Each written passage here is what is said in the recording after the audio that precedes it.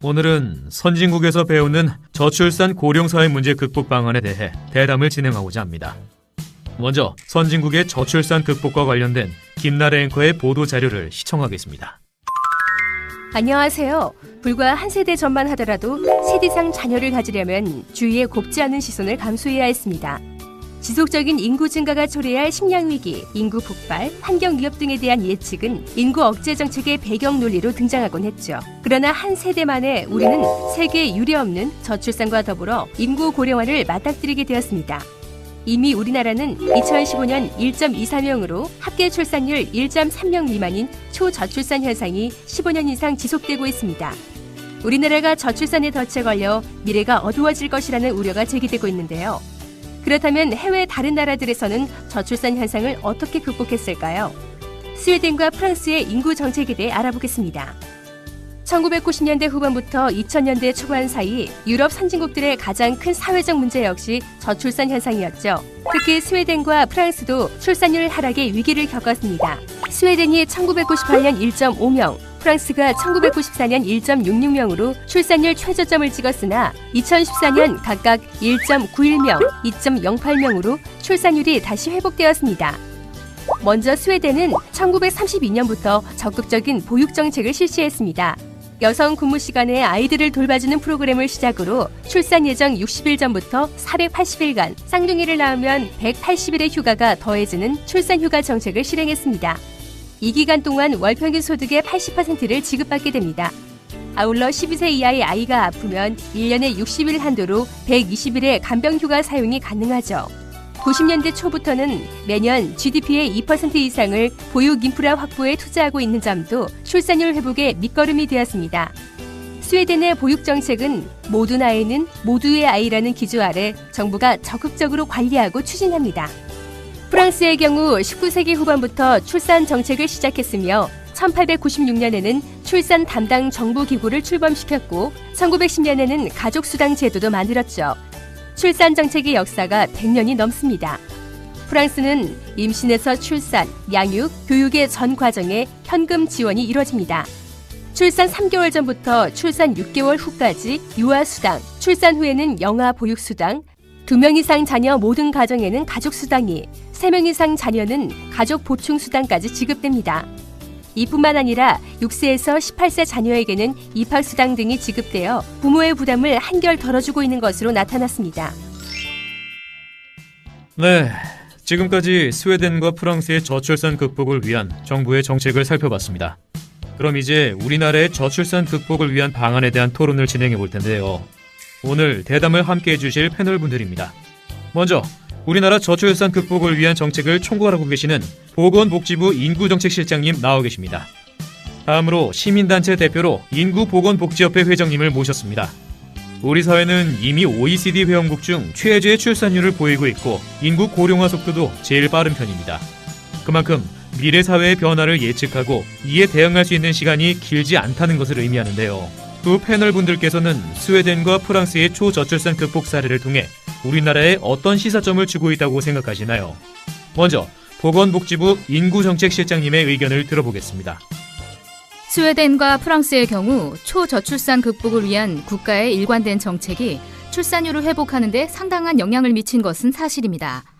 우리 정부도 이번에 출산 보육, 여가, 기초연금, 주택, 고용지원 등을 포괄하는 제3차 저출산 고령사회 기본계획을 마련하고 2015년 32조 6천억 원에서 오는 2020년 44조 5천억 원으로 관련 재정 투자를 연평균 6.5%로 증가시키기로 했습니다.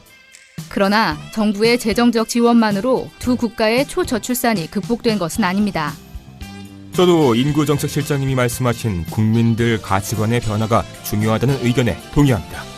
싱가포르의 경우에도 30년 가까이 재정적 정책을 위주로 저출산 대책을 마련했습니다. 그러나 싱가포르는 저출산에서 헤어나지 못하고 있는 실정입니다.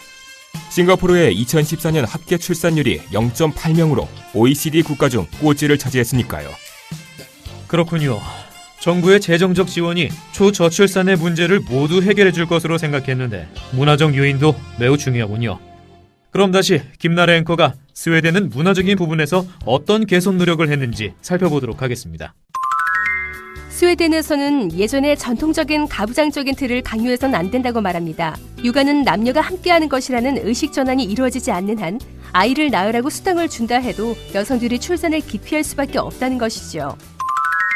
김나래 앵커가 스웨덴 정부 관계자를 만나 문화적 개선 노력에 대해 알아보았다고 합니다. 스웨덴은 어떻게 육아에 대한 남녀 공동 분담의 문화를 이끌어낼 수 있었나요?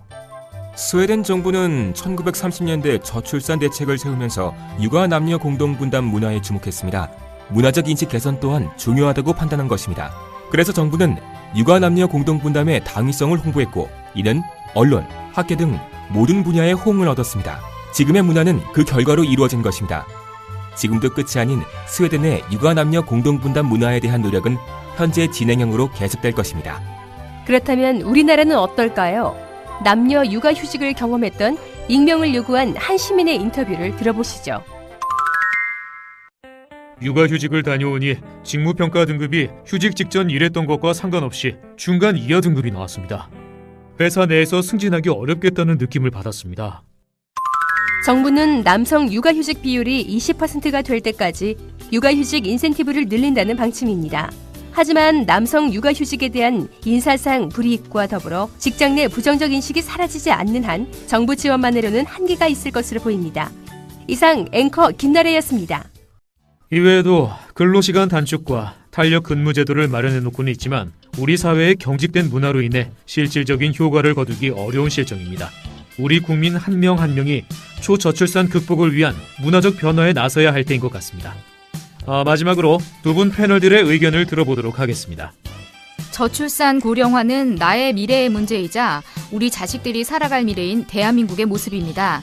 또한 국가의 운명이고 사회와 국민 모두가 함께 떠안아야 할 과제이며 개인의 삶의 질을 결정하는 중요한 변화인 것입니다.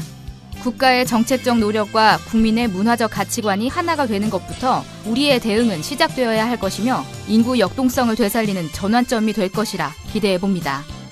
최근 2, 3년간 꾸준히 인기를 얻고 있는 TV 프로그램이 무엇인지 생각해보면 바로 가상결혼과 육아 리얼리티 예능이 아닐까 싶습니다. 가상결혼 생활을 하며 벌어지는 일상이라던가 아이를 키우는 과정에서 벌어지는 초보 엄마 아빠들의 시행착오들을 보며 국민 모두에게 행복감을 주고 있습니다.